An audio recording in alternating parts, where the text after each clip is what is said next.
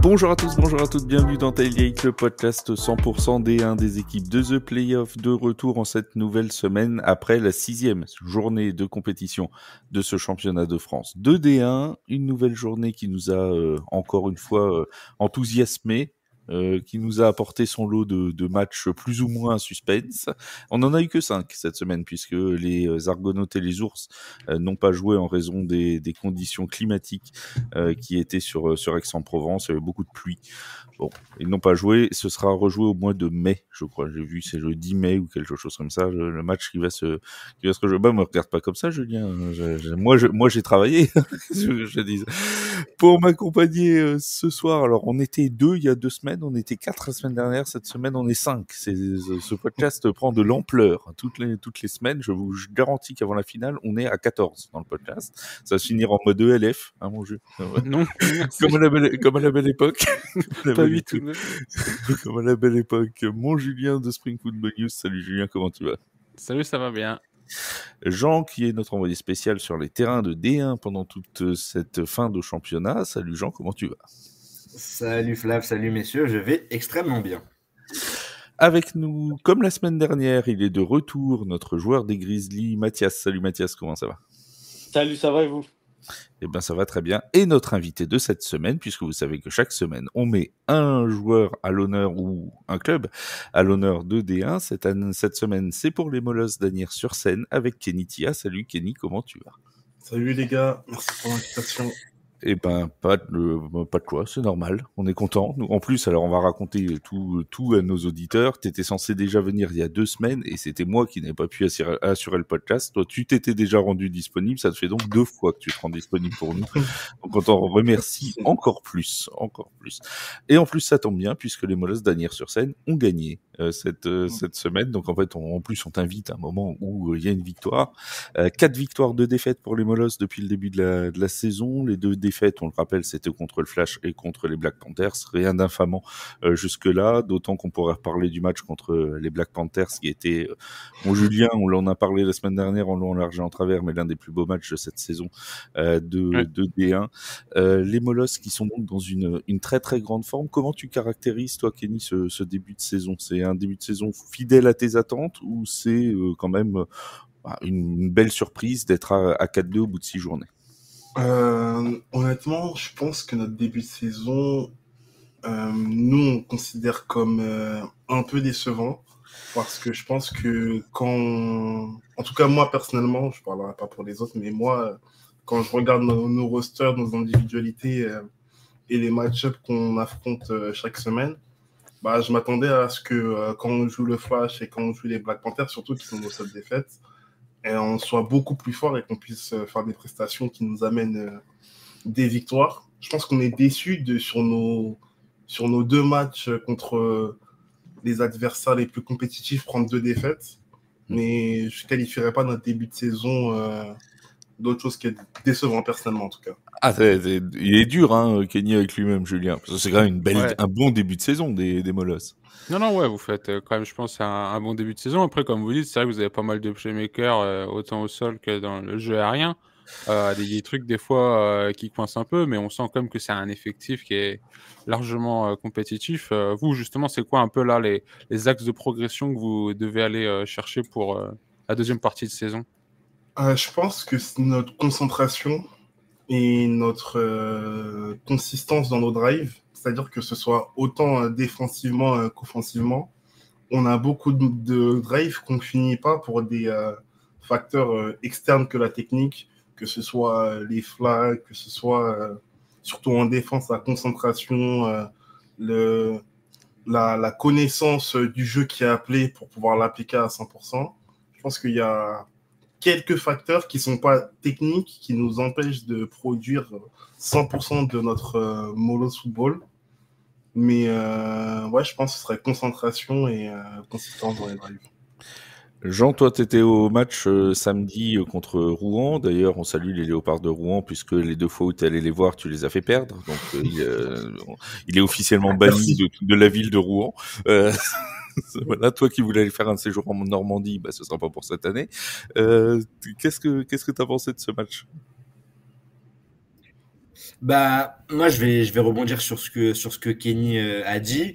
J'ai alterné pour les vidéos entre la sideline des Léopards et celle des Molosses.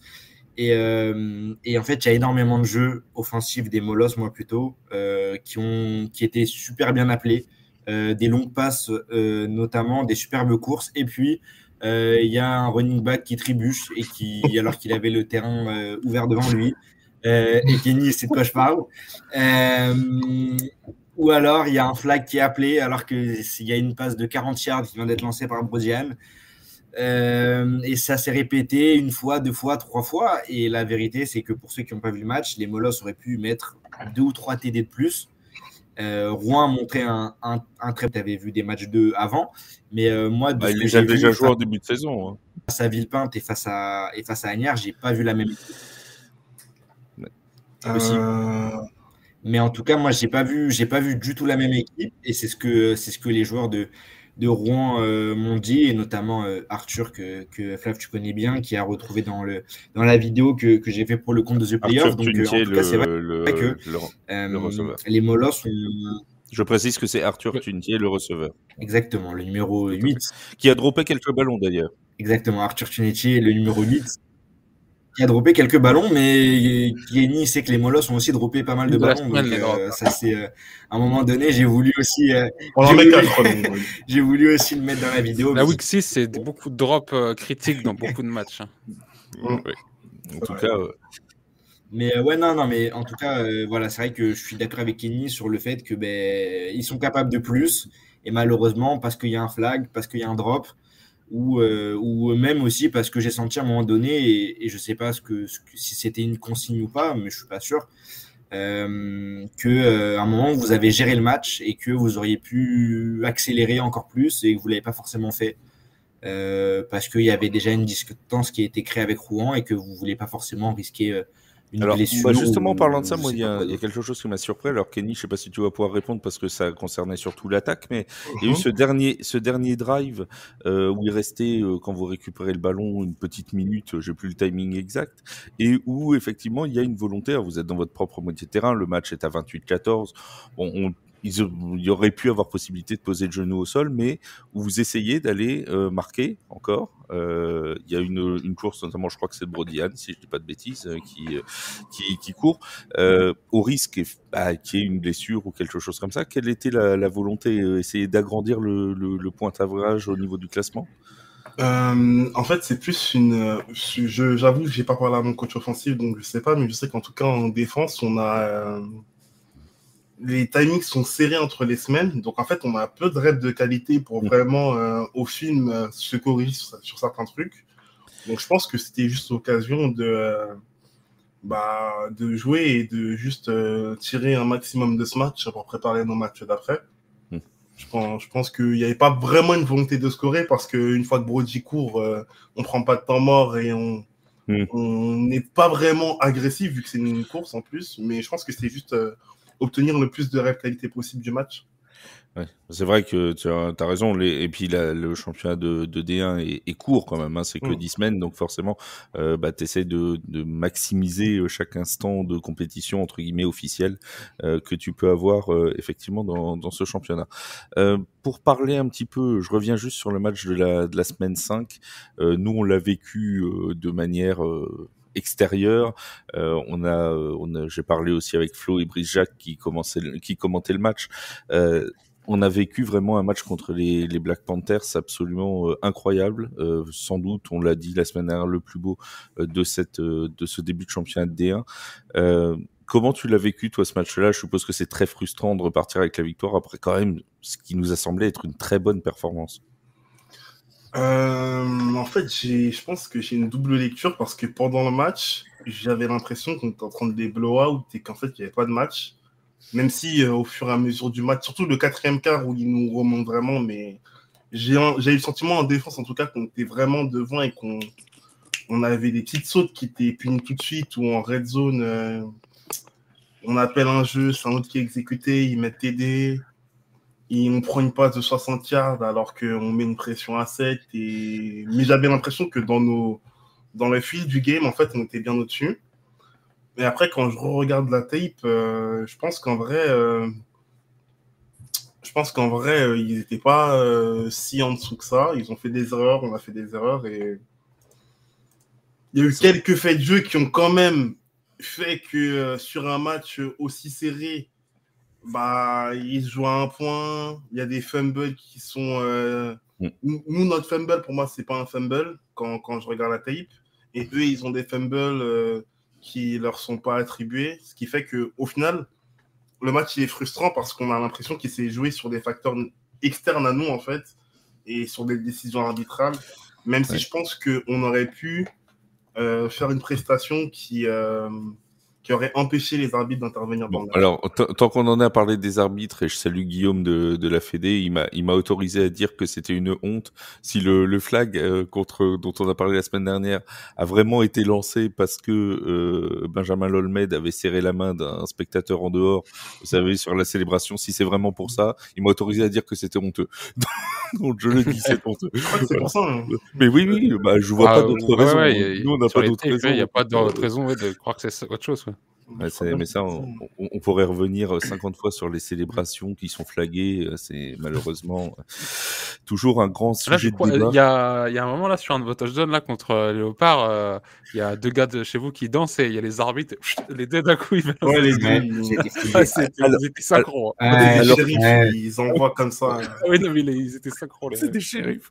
Alors que, en plus, on sait que les Molosses aiment beaucoup les arbitres, notamment leur receveur Julien Leroy, qui aime bien fracasser les arbitres en courant vers la zone. pauvre Julien Leroy.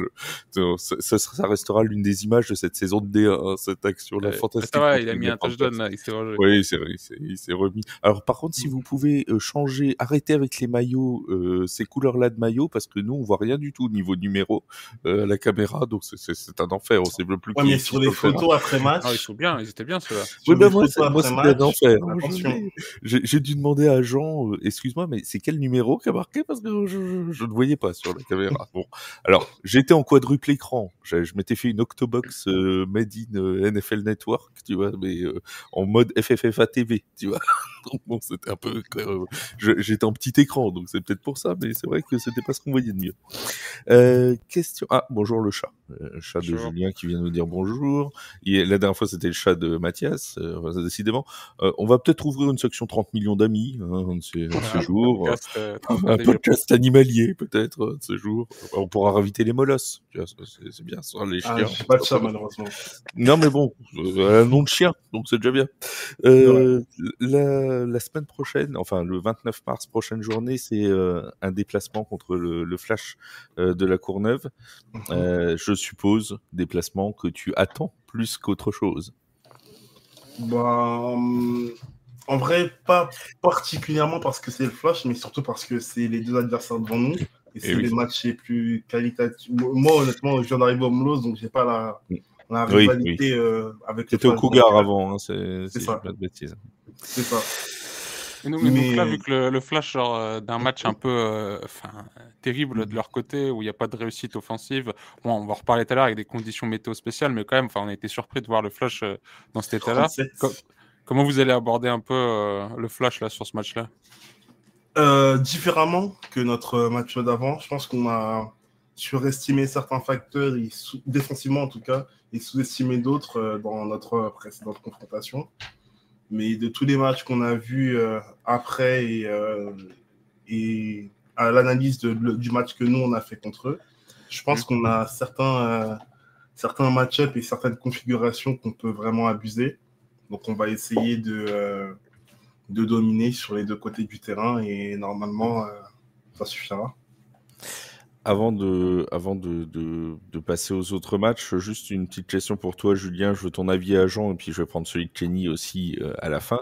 Est-ce que les Molosses, pour toi, Julien, sont un vrai contender pour cette saison 2025 de D1 ? Ouais, je pense.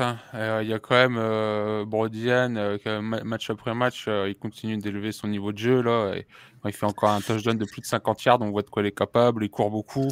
Et je pense que ça se ressent un peu dans l'offense, dans le match. Il y a quand même des playmakers. Il y a Blanchard Mbunku, il fait encore un bon match. C'est sûr que là, le match contre le Flash, en sachant de ce qu'a fait le Flash contre les Black Panthers, va être assez déterminant pour connaître un peu vraiment le niveau de contenders des Molos sur la fin de saison, quoi. Et puis pour les playoffs. Jean, toi qui allais les voir samedi, Molos Contender pour... Et tu veux retourner les voir contre le Flash, hein, soit dit en passant. Ouais, et ben non, moi je suis très content de ce qu'ils font, notamment compte tenu de ce qu'ils n'avaient pas réussi à faire la saison dernière. Moi, les Molos, c'est une équipe que j'ai vue en pré-saison aussi. Et je trouve que ça fonctionne bien. Alors évidemment, Brodian fait du Brodian, c'est-à-dire que il utilise ses jambes et il y a un très bon travail de bloc qui lui permet de remonter énormément de terrain. Je trouve que derrière, au niveau des DB, c'est très bon. Les receveurs sont aussi très en place. Le jeu de course, que ce soit pour les running backs ou c'est des motions, ça se passe très bien. Honnêtement, j'ai le sentiment que avec peut-être un peu plus de chance ou peut-être un peu plus de métier, parce qu'il ne faut pas trop mettre sur la chance, mais ils auraient pu être devant les Black P ou devant le Flash. En tout cas, ils peuvent encore. Hein. C'est typiquement une équipe qui peut en playoff se surpasser et aller être, entre guillemets, la surprise, même si ça n'en serait pas réellement une pour le casque de... Le casque de diamant, d'ailleurs, on le rappelle, parce que pour ceux qui ne l'auraient pas vu, l'information qui se déroulera à Chambéry le 28 juin. Ça a été confirmé par la fédération. Il y a un article en ligne sur The Playoff. Vous pouvez aller le lire. Et tant que je parle des rendez-vous en France, il y a eu l'annonce aussi hier du championnat d'Europe de flag qui se tiendra à Choisy-le-Roi du 25 au 27 septembre 2025. Évidemment, là aussi, les équipes de The Playoff seront sur place. Et d'ailleurs, la semaine prochaine, comme il n'y a pas de D1 ce week-end, on vous proposera un podcast spécial sur le flag avec 2 joueurs de l'équipe de France de flag football qui viendront parler un petit peu de leur discipline et de ce futur championnat d'Europe en France. Voilà, ça c'est pour le programme de la semaine prochaine. Kenny, je te donne la parole. Est-ce que les Molos sont un gros contender pour cette saison 2025 ? Moi, je vais pas être. Tu vas pas me dire non, hein. Non, vraiment pas. Non. Je pense que cette année, si on produit 100% de notre niveau, sans même se surpasser, tant qu'on joue à notre niveau 100% des drives, je pense qu'on est la meilleure équipe du championnat. Et on travaille juste pour produire 100% de nos capacités. Mais il faut bien rappeler que loin, la saison est loin d'être finie pour les Molos, puisque on a qu'une seule. On gagne tout, on est premier, là. Voilà, il n'y a qu'une seule victoire d'écart avec les Black Panthers et le Flash, hein, puisque les 2 équipes sont à 5-1. On reviendra sur le match Black Panthers-Flash juste après. Mais voilà, les 2 équipes sont à 5-1, les Molos à 4-2. Donc effectivement, Kenny, tu as tout à fait raison. Mathématiquement, si vous gagnez tous vos matchs d'ici la fin de saison, eh ben ils seront en premier de la conférence Nord. Donc ça c'est une chose qui est certaine. Juste un petit mot sur le public des Molos, parce qu'on adore toujours c'est les Molos. Donc voilà, ça fait quoi de jouer dans ce stade si particulier qui est celui qui est le stade Blaise Matuidi? Franchement, même quand j'étais pas chez les Molos, quand t'arrives dans le stade et que t'entends la petite c'est les Molos, c'est les Molos, ça nous reste dans la tête tout le week-end. Ouais. T'es obligé. Et donc maintenant que c'est derrière moi en plus sur la sideline, c'est vraiment exceptionnel. La meilleure ambiance du championnat est de loin. Et c'est pas qu'à domicile. Hein. Si vous voulez voir à l'extérieur comment c'est, 29 mars. Voilà, du côté du stade Géo-André, voilà, de la question sur vu qu'on est passé la mi-saison, ça va, vous n'avez pas trop de blessés, vous arrivez à faire de la rotation ou justement il y a peut-être des problèmes à ce niveau-là? Franchement, en fait, le championnat il est un peu particulier cette année, je trouve. C'est qu'il y a des matchs où il y a trop de rotation, ce qui fait que les matchs ils perdent un peu de saveur, on va dire, mais du coup ça compense parce qu'on a aucun vrai blessé grave dans les titulaires, je pense. Ça va l'infirmerie, ouais. Ouais, d'où le fait que tu disais tout à l'heure, ouais, ça peut être bien justement aussi d'aller chercher les reps et tout, que tout le monde. Ouais, ça, c'est qu'en fait, tout le monde veut jouer et tant qu'il y a possibilité que le titulaire joue, il va vouloir jouer parce qu'il y a pas assez de reps de qualité, justement. Donc, oui, c'est important d'avoir justement de la profondeur dans l'effectif et surtout à l'approche des matchs qui vont te permettre d'accéder aux playoffs et tout. On en a, nos remplaçants sont en forme, les titulaires aussi. Okay. Et là, on se prépare pour une saison bien plus longue que 10 matchs. Okay. Juste une petite dernière question, parce qu'en journée 9, tu vas retrouver les Cougars de Saint-Ouen-l'Aumône. Ce sera d'ailleurs au stade Blaise Matuidi. C'est toujours un peu particulier de jouer contre son ancienne équipe? Ouais, j'ai pas beaucoup joué au Cougars non plus, même si c'était mon premier club. Donc je suis pas très émotif à l'idée de jouer contre eux, honnêtement. Mais ouais, c'est sympa. C'est sympa, c'est toujours sympa. En tout cas, merci beaucoup Kenny d'avoir été avec nous. C'était un vrai plaisir, et on va débriefer le reste de cette journée. Alors tu peux rester avec nous ou t'en aller, c'est comme tu veux. Je préfère écouter, moi. Alors vas-y. alors tu nous écouteras, et nous on continuera à suivre la saison des Molosses d'Asnières-sur-Seine. En tout cas, encore un grand merci d'avoir été avec nous pendant cette première vingtaine de minutes, et on vous souhaite à tous les Molosses une excellente suite de saison. Merci beaucoup Kenny. Merci Kenny. Merci pour l'invitation. Profitez du spectacle, et on se voit à Jean-André pour ceux qui seront là. Voilà, Jean, il sera là, tu pourras aller le voir. On se voit bientôt. Nous, on continue à débriefer l'ensemble de cette 5e journée. Julien, tu t'en as parlé, ce match assez particulier du côté des Black Panthers. Une victoire 17-0 des Black Panthers contre le Flash. Et là, Mathias, tu vas pouvoir intervenir aussi, si tu veux, parce que là, on a quand même vécu un samedi absolument incroyable. Le Flash limité à quelques petits yards offensifs, j'ai même plus la stat précise, mais toi tu dois l'avoir 32, ouais. Voilà, une trentaine de yards offensifs, c'est famélique pour le Flash de la Courneuve. C'était terrible. Alors gros match sous la pluie, vraiment. Oui, d'ailleurs, on a de la chance niveau météo du côté des Black Panthers depuis le début de saison. Ouais. Le match contre les Léopards, là, qui était absolument sous la boue avec que des courses, déjà, c'était fantastique. Nous, à Dunkerque, on a du beau temps, il ferait mieux de jouer ici. Non, vraiment, quand on entend Thonon-les-Bains, on s'attend quand même peut-être à un truc où le ciel il est plus beau. Mais bref, faut s'adapter, un gros match sur la pluie. Les Black Pay, Odell Turnbull n'était pas là, donc c'était les Américains. Timon Debiez, leur bon début aussi, équipe Hunt, n'était pas là, donc il y avait quand même plus des absences notables. Mais grosse pression de la défense des Black Panthers, donc là clairement une des meilleures défenses du championnat. Comme on dit là sur les yards, c'est assez incroyable, parce qu'à la mi-temps, les Black Pay ils ont fait 105 yards et les Flash n'en a fait que 16, et justement sur le total en fin de match, je sais qu'à un moment quand ils montent les stats dans le 3e quart-temps, le Flash est à 43 yards, et ouais, donc avec les pertes de yards, le total yard du Flash est ramené à 33 ou 36, je crois, à la fin du match. Incroyable. Voyons le bon côté, ils ont gagné autant de yards en première qu'en deuxième mi-temps. Non, mais oui, à la fin, ramener les gains positifs, c'est ça. C'est pas mal, déjà. Jason Bufunda a quand même été vachement utilisé, mais limité par la pluie, le sol bien gras, puis surtout la défense du Flash, quoi. Et puis on l'a vu direct en première mi-temps, quand t'as Léo Tichoser qui fait 2 sacs d'affilée et qui force le strip sack sur le 4e down, donc tout de suite ils étaient au courant. Et l'offense Black qui s'est bien adapté, avec un José Tabora qui court de plus en plus depuis 2 matchs, et encore plus dans ce match. Il y a eu des sacrées courses de José Tabora, et même un touchdown au sol. Donc surprenant quand même sur le résultat global de voir le Flash de pas produire de points, alors que bon, il y a quand même aussi une interception de Faramendi, il y a des trucs, mais pas de points. Au-delà du score, c'est la manière vraiment où là tu vois il y a une domination vraiment totale des Black Panthers sur ce match. Encore une fois, moi je l'ai vu après, je l'ai revu le match, parce que pendant le direct j'étais en quadruple écran, donc c'est pas forcément facile de tout voir en même temps, mais clairement il y a une vraie mainmise sur le Flash. Et d'ailleurs les Black Pay, la semaine dernière, Kenny nous en parlait, comme quoi quand il a revu la vidéo, il avait l'impression que c'était équilibré.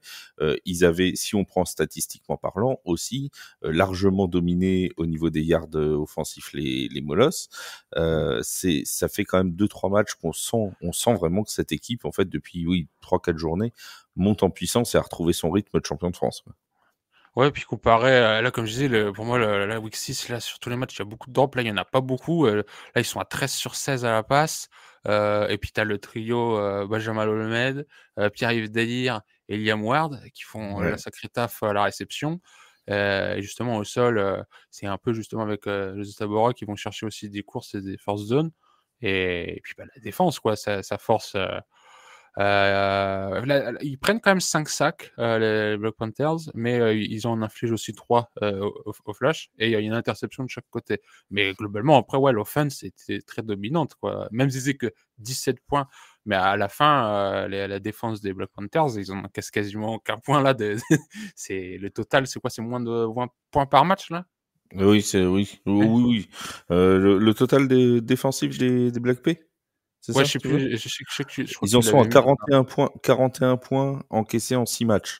Ah oui, Donc si déjà, tu oui, sur le total, déjà, ouais, voilà, le total aussi est un bon euh, indicateur, quoi. c'est total, oui, là on est à même pas 10 points par match encaissés, Mmh. quoi. Voilà, je suis pas Et c'est marrant, le spécialiste flash, ils sont mathématique. pareils. Le flash, on a mis 129, ils en ont encaissé que 41.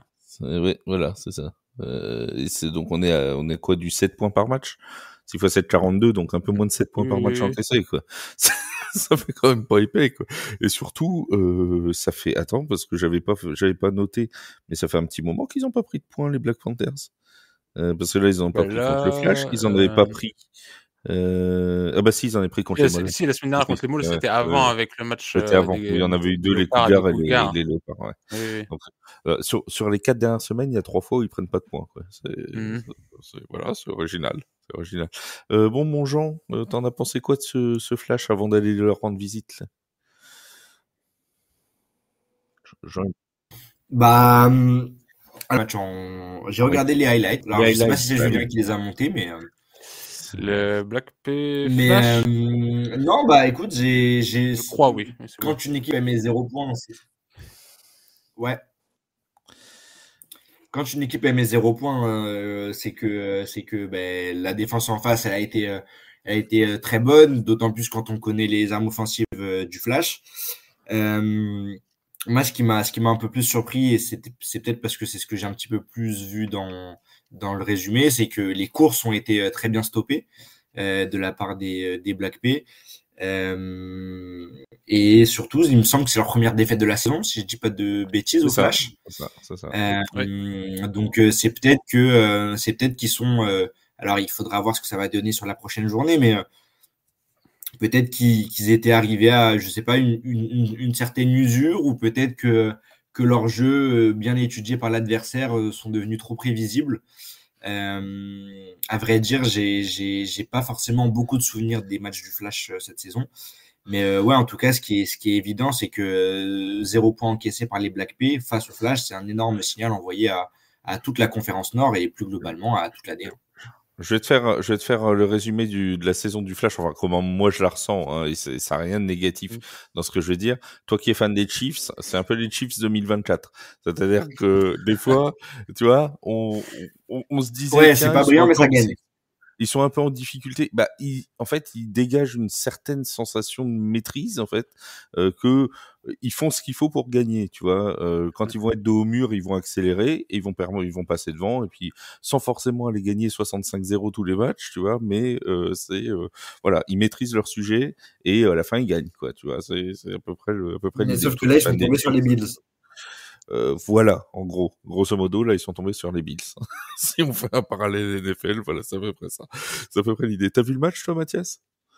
Ben, je l'ai regardé et ce que j'ai trouvé très étonnant, c'est que c'est peut-être l'une des premières fois où je vois le Flash sortir d'un match sans avoir marqué le moindre point.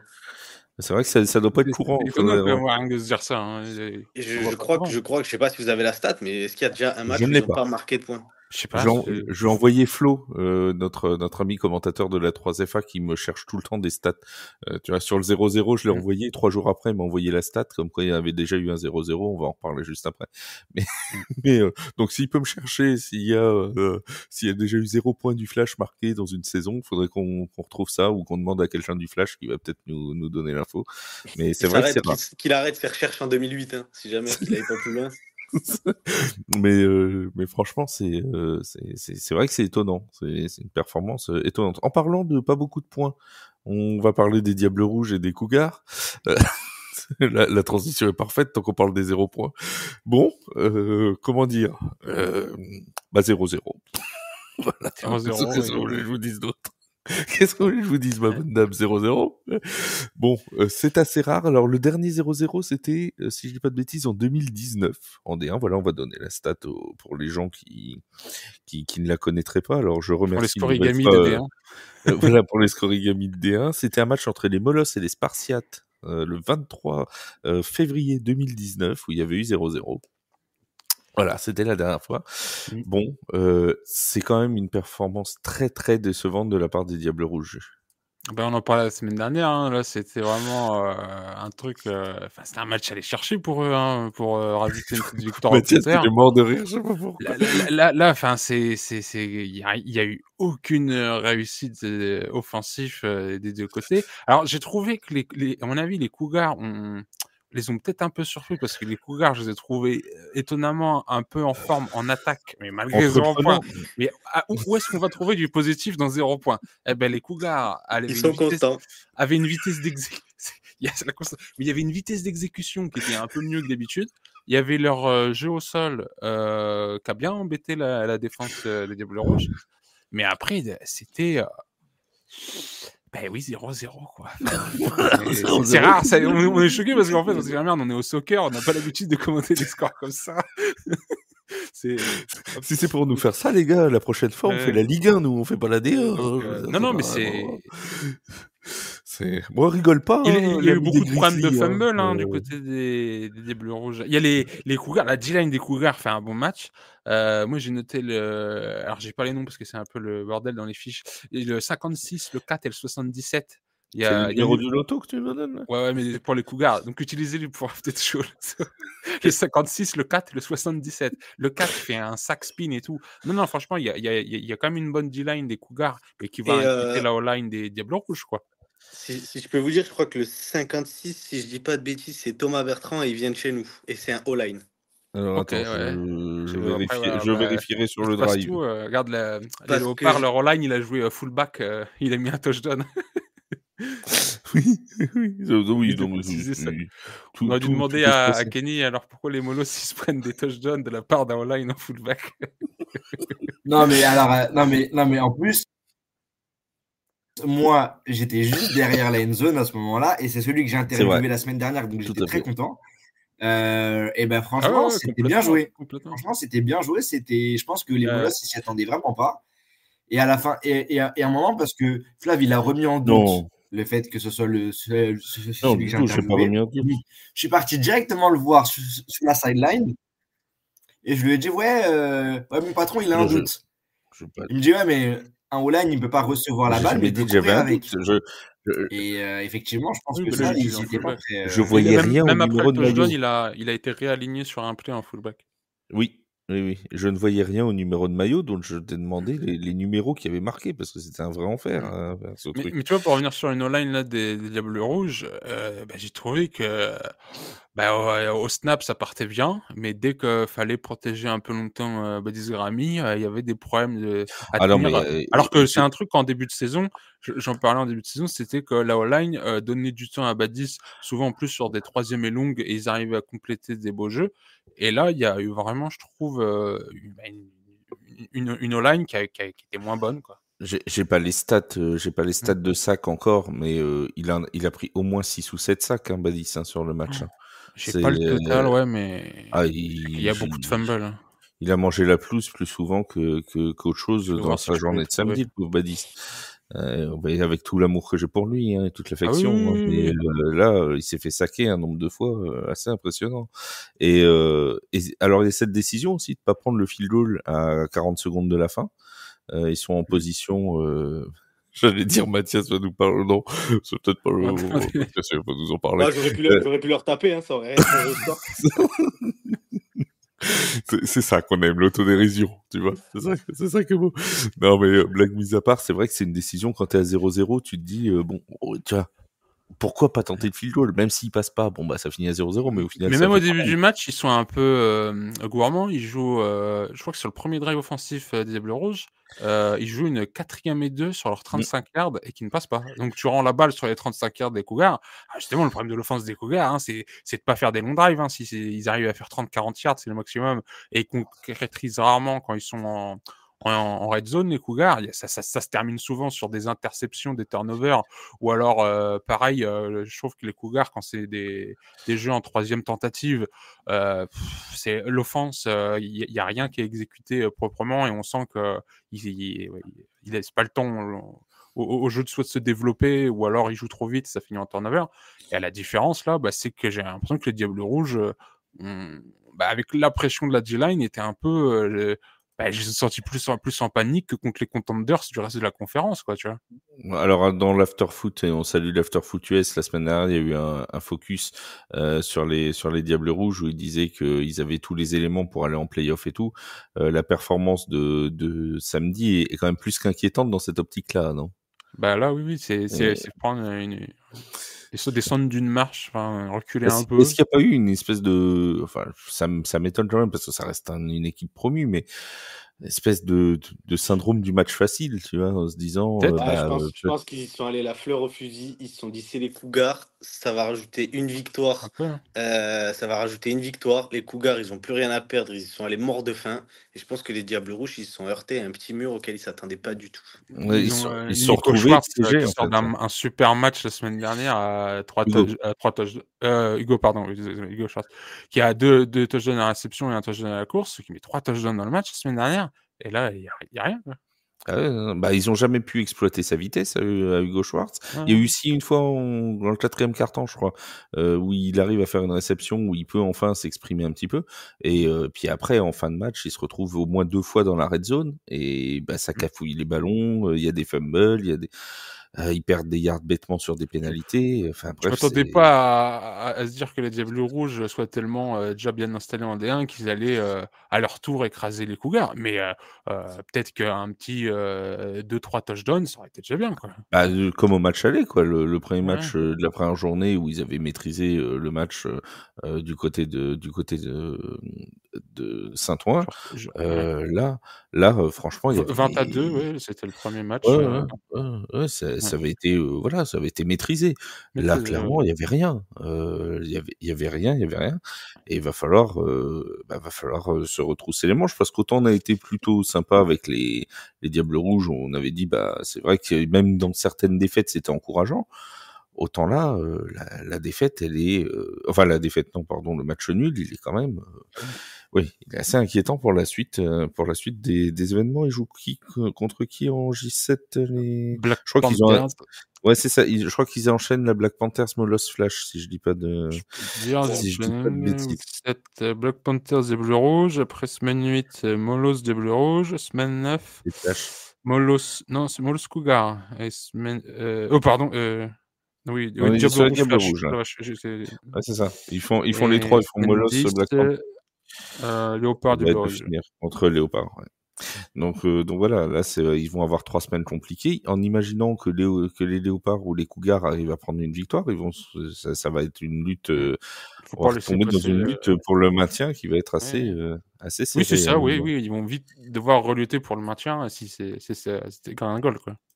Ouais. C'est un peu embêtant de ce point de vue-là. Bon, on va passer au sud. Au On sud, dirait le let's go. sud, le temps dure longtemps. Là aussi, on a failli avoir un 0-0. Parce qu'à la mi-temps, il y avait 0-0 Oui, encore. oui. Alors, je ne veux pas dire, je ne veux pas être de mauvais augure, mais je note quand même que le match Grizzly-Marseille et le match Diable Rouge-Cougar étaient à chaque fois commentés par la paire Flo Brice-Jacques. Bon, est-ce que ça a un lien au fait qu'il y a eu 0-0 pour l'un jusqu'au bout et pour l'autre pendant longtemps? Je sais pas, mais à mon avis, il y a une histoire de poisse. Hein. La curse commentary. Ils ont quand même vécu un sacré samedi, le duo, hein, je vous le dis. Ah oui, oui, oui. Ah ouais, ils ont régalé. C'était un grand moment, on les salue bien évidemment. Mon cher Mathias, comment ça s'est passé cette rencontre? Elle a été, Et elle a puis, je me été suis très pas bloqué, j'ai tendue. rien dit. Ça a été, ouais, non, ça a été une rencontre très tendue. On repart pas spécialement avec le score espéré. Euh, je sais pas comment vous l'avez vécu, je sais pas si vous l'avez regardé, je sais pas ce que Ah vous en Oui, avez si, oui, si, pensé. bah, c'est pour le bon. match que j'ai regardé, moi, ouais, bah c'était, comme on dit, hein, dans la mi-temps, il y a 0-0. Un truc justement qui est surprenant, c'est un peu tous les drops, quoi. Il y a des drops de Sean. Boswell, il y a des drops un peu tout le monde, quoi. Et il y a quand même des jeux au sol qui marchent encore bien avec Callum Davidson, mais ça a manqué, mais des deux côtés, hein, parce que pareil, Marseille là n'avait pas Pedro Rosa, donc il jouait un peu plus, encore plus de ballons, par exemple pour Adrien Linda ou même Dijon Lynch. Et puis à la mi-temps, t'es à 0-0, tu dis que il va aller où ce match, quoi. Puis dans le troisième quart-temps, il y a quand même un peu plus de rythme chez Grizzly, et notamment même quand le touchdown arrive, il y a une grosse coupure de 25 minutes parce qu'il y a un blessé du côté de Marseille, et le premier jeu que vous faites, c'est le touchdown pour Idriss Ramki. Là, c'est son premier touchdown de la saison. Et là, c'est bien enclenché, ça va partir. Mais il y avait grosse pression, encore une fois, de la D-line de Marseille dans ce match-là aussi. Oui. D'ailleurs, je crois que les nouvelles sont plutôt rassurantes pour notre ami blessé pendant parce que dans le match, ça avait l'air grave, hein. pendant le match. Enfin, rassurant, il est blessé, hein, mais il n'y a Oui. rien de ce que j'en ai su. Après, je m'excuse auprès des Marseillais si jamais mes infos ne sont pas bonnes, mais de ce que j'ai su, voilà, il est sur la voie de Alors, on lui souhaite que ça aille bien, voilà. c'est vrai. Parce que franchement, c'était assez impressionnant. Oui. Donc voilà, on a eu un match assez bizarre. Alors, tu parlais de l'absence de Pedro Rosa. Il y avait aussi beaucoup de joueurs de la ligne offensive marseillaise qui étaient absents. Il y avait quelques jeunes, etc. Donc ça a peut-être pas aidé non plus le jeu de course, mais c'est vrai qu'on a eu un match qui a été très très serré. Est-ce que les conditions aussi un peu difficiles, il y avait énormément de vent, ont pu jouer, Mathias, notamment au niveau du jeu de passe, un peu contrarier le jeu de passe d'un côté comme de l'autre. Est-ce que ça a pu favoriser ces drops dont parlait Julien? Alors, je pense que ça a favorisé les drops dont tu as parlé, Julien. Je sais pas trop parce que ce que nous on fait, en l'occurrence, je ne pense pas que le vent ait réellement eu un impact dessus. Par contre, tout ce qui était passe longue des deux côtés, c'était vite très compliqué, mais pour les deux équipes. Donc, il n'y a pas eu de gros jeux de longue distance. Il y en a eu un ou deux, et les deux plus beaux sont sur sur Idriss Ramki, Oui. qui sort un catch, je crois, de 50 yards, et puis après, il va chercher celui sur le touchdown. Si je dis pas de bêtises, je crois que ça a été les jeux les plus longs du match. Ah oui, les trucs Parce sur que Ramki, à ce moment-là, c'était les jeux les plus même, longs. Ouais. même Marseille, je connais pas les stats de la passe de Marseille, mais Marseille à la passe, Je te rassure, nous non plus, on les a pas. non, mais je pense qu'ils nous ont jamais inquiétés sur le jeu de passe. Alors, est-ce que c'est dû à l'absence de Pedro Je sais Rosa? Est-ce que c'est sais dû à peut-être. l'absence du vent? Je saurais pas vous le dire. À la course, je crois qu'ils ont deux gros jeux. À la passe, ils sont à 42 yards. Brandon Gwinner, il est à 5 sur 14 pour 42 yards, une interception. Bon, après, mais c'est lui qui met le touchdown à la course. Bah oui, comme la semaine dernière, hein, ça fait 2 semaines que Et c'est lui qui justement, va chercher le moi touchdown j'avais avec une toi. question un peu sur cette séquence du touchdown, parce que il y a un moment, vous faites un strip sack et vous récupérez le fumble, mais je crois qu'il y a quoi qui est sifflé par les Je refs. crois que c'est je crois que c'est une formation illégale. Si Formation je dis pas de bêtises, c'est illégale. une formation illégale Ouais. de Marseille. Il rappelle le touchdown et c'est coup de sifflet intempestif. Le fumble, Non, en fait, le le fumble. fumble, ouais, parce que normalement, c'est fumble, c'est vous qui récupérez. C'est fumble, Et c'est c'est Elian sifflé Canet qui le récupère. C'est ça. J'ai cru comprendre dans les commentaires du match qu'ils disaient qu'il y avait un coup de sifflet intempestif, mais ils l'ont pas bien réexpliqué après. Donc c'est ça qui a été retenu. En fait, c'est formation illégale. Oui. Ils annulent le jeu. Et du coup, c'est un coup de sifflet intempestif parce que formation illégale, ça n'arrête pas le jeu. Et donc, vous pouvez pas capitaliser sur la récupération du fumble. Et du coup, on récupère pas le fumble. Et derrière, il va y avoir il se retrouve en quatrième. Il la joue. De là, éclair de génie d'un de nos défenseurs, passe interférence. Il se retrouve en première, il marque. Ouais, c'est vraiment une séquence un peu, c'est crève-cœur, quoi, un truc comme ça, parce que tu dis, tu as été chercher le fumble. C'était il y a 2-3 semaines qu'il y a eu un coup de sifflet intempestif. C'était contre Marseille où c'est Yves Coco qui récupère le fumble. Premier match du coup de la saison contre Marseille. Yves Coco qui le récupère, qui va au touchdown. On ne sait pas pourquoi, un arbitre siffle. Voilà. Donc ça fait un peu 2 fois quand même qu'il y a des C'était le même match où Callum Davidson s'était fait annuler Oui. son touchdown pour Nous, on disait, célébration avant le. C'est ça. Voilà, bon. Mais c'est vrai que bon, sur cette séquence-là, ça fait mal, quoi, parce que c'est là où tu vas aller prendre le touchdown. Donc, tu dis merde, Ah, bah là, t'as fait ton on effort se fait- défensif et tu n'avais pas récompensé, quoi. Et c'est ce que je disais la semaine dernière, c'est que sur des moments où notre défense se met à briller, il y a toujours ce petit écart qui va être dû Mm. à la réflexion d'un joueur, etc. Et voilà, notamment la passe interférence qui ne doit jamais arriver sur une quatrième. Bah oui. Il se retrouve en première et en face, malgré le fait qu'ils n'aient pas été dangereux de tout le match, ça reste quand même Marseille. Je crois qu'ils sont à 2 yards de leur but. Bah, derrière, ils savent conclure, quoi. Donc, Ouais, parce que ça, c'est tout de des suite, erreurs. ils ont fait des courses avec Brandon Guiner. Il y a eu 2-3 tentatives avant que justement il aille mettre le touchdown. Donc en plus, bon, ils forcent et ça passe, hein, parce que c'est vrai que là, ils n'ont pas trop non plus un gros rythme à la passe. Hein, donc, Ah bah Bah, non, c'est 5-7 heures. c'est la première fois que je vois Marseille si peu dangereux dans leur Ouais. jeu offensif. complètement. Mais Ouais. justement, est-ce que c'est pas un peu inquiétant de voir les Marseillais quand même aussi peu à l'aise en attaque depuis le début de saison? C'est quand même récurrent. On sait qu'il y a l'import américain, hein, donc Brandon Wiener qui vient d'arriver. Il y a des jeunes Lynch comme receveur qui jouent aussi d'ailleurs en défense comme DB. On a quand même un manque de rythme en attaque, malgré des performances qui sont pas mauvaises d'Adrien Linda, de Pedro Rosa quand il est là. Alors oui, il y avait des problèmes sur la ligne offensive d'absence et tout, mais il en reste quand même pas moins que les performances offensives marseillaises sont quand même pas des plus rassurantes, non? Ouais, Bah, non. non, puis encore une fois, c'est pas pour nous comparer avec nous, mais nous, on a énormément de pertes en O-line et on a quand même une offense alors pas sur ce match, certes, c'est pas le match référence, mais malgré comment ça s'appelle? Malgré les absences de certains joueurs, l'attaque quand même déroule plutôt pas mal. C'est la première fois, je crois, qu'on marque si peu de points déjà de la saison. Ah oui, de cette saison, oui, ça c'est sûr. Et c'est la première fois aussi que je crois que je vois Marseille marquer si peu de points déjà contre nous et contre Ils les ont une bonne adversaires en défense, général. mais ouais, la réussite offensive est pas là. Et là, leur bonne défense aussi, c'est dû à la D-line et à Fayad Saïd, là, qui est leader en sac. Là, il a 5 sacs. Et aussi, dans le top 5 des tackle leaders, je l'ai la stat, ils ont Dorian Longini et Cédine Jaoni, qui sont Oui. 1 et 2. Donc, ils ont une défense, quoi. C'est ça qui est ouf, c'est qu'ils ont une très bonne défense. Mais derrière, ouais, ils ont un mal fou à aller chercher des points. Donc, ça, peut-être qu'il y a les absences qui jouent beaucoup à établir le game plan et puis de le préparer. Puis au final, à la dernière minute, tu as peut-être des absents. Mais c'est vrai que Oui. c'est étonnant aussi, un peu comme on dit. C'est étonnant de voir le Flash pas mettre des points. Bah, là, c'est un peu étonnant. Comme sur les réussites de Marseille un peu de ces dernières saisons, de dire, ouais, tu déroules pas offensivement, quoi.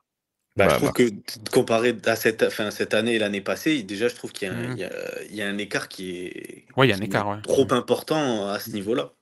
On a Marseille qui a 14 points de moyenne inscrits par match, 70 points sur les 5 matchs, 14 points en moyenne inscrits et 10 points en moyenne encaissés par match. Donc ça leur donne, c'est sûr, une marge de manœuvre qui est relativement faible, qui se ressent hein, évidemment dans le bilan de victoires, de défaites, un match nul. Voilà, forcément.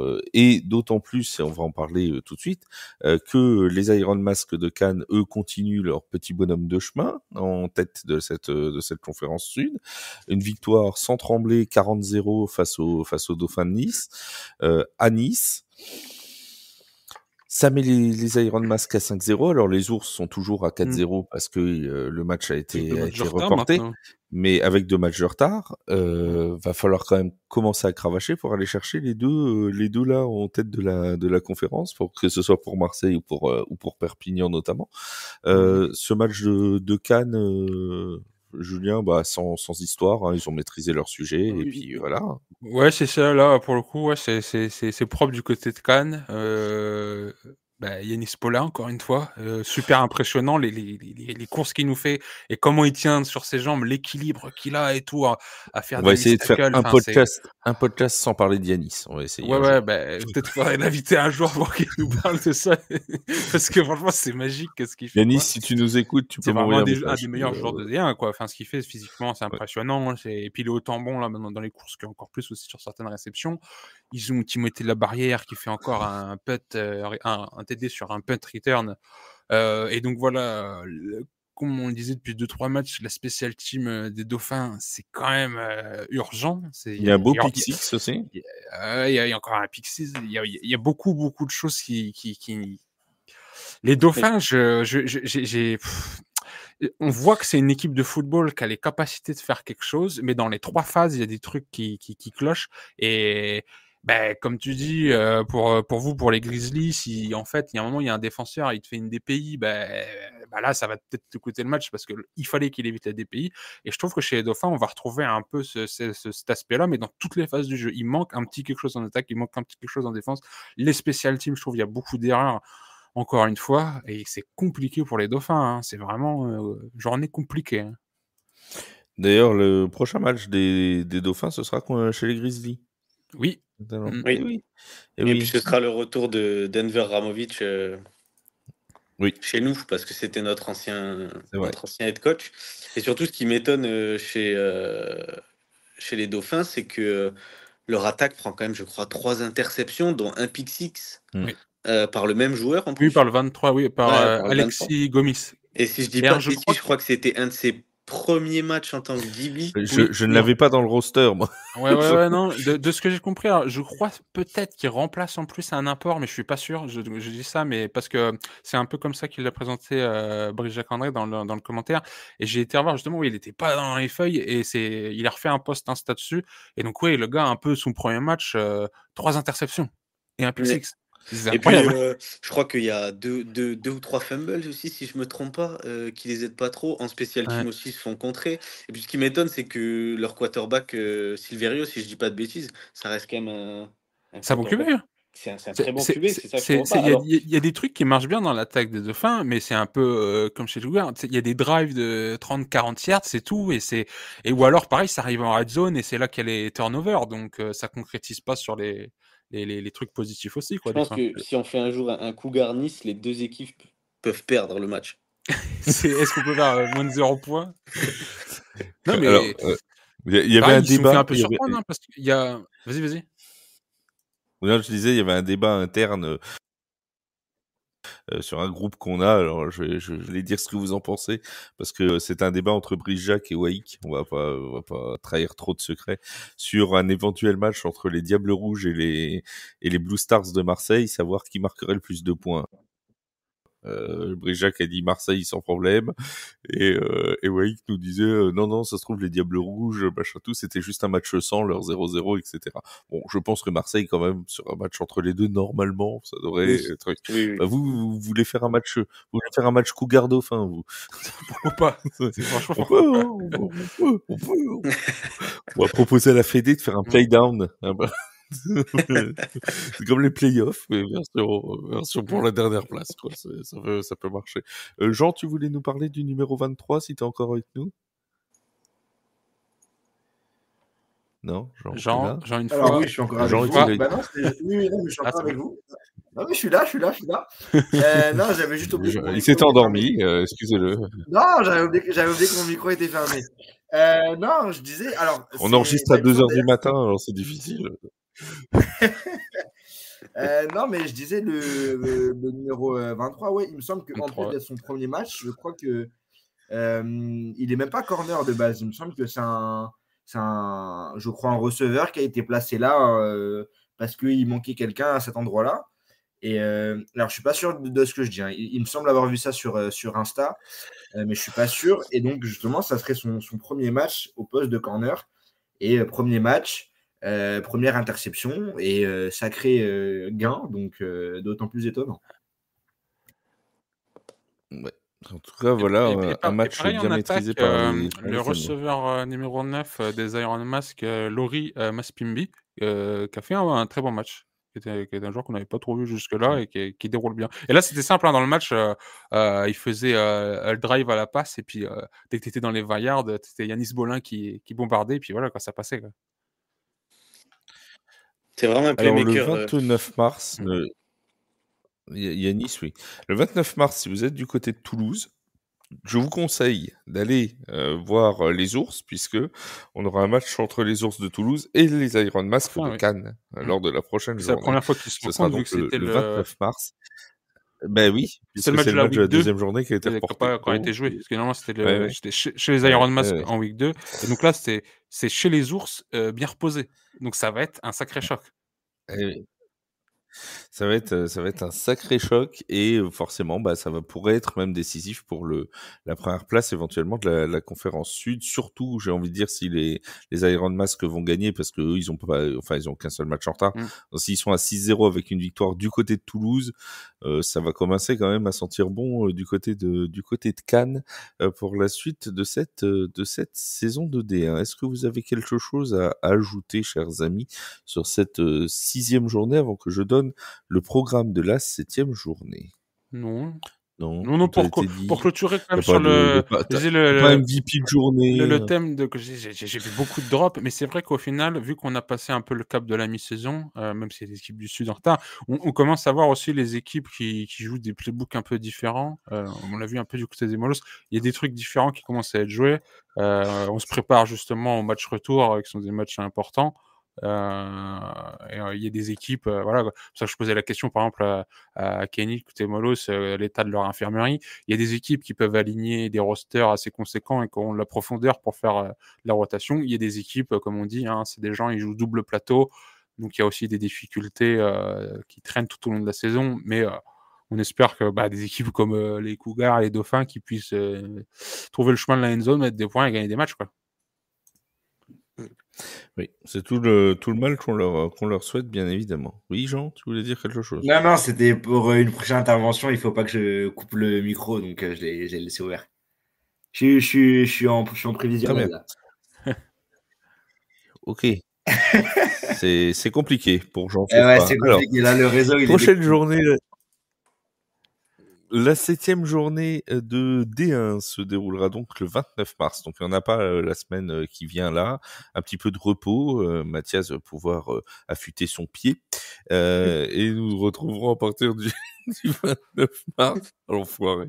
Il a osé. Et oui, il a osé.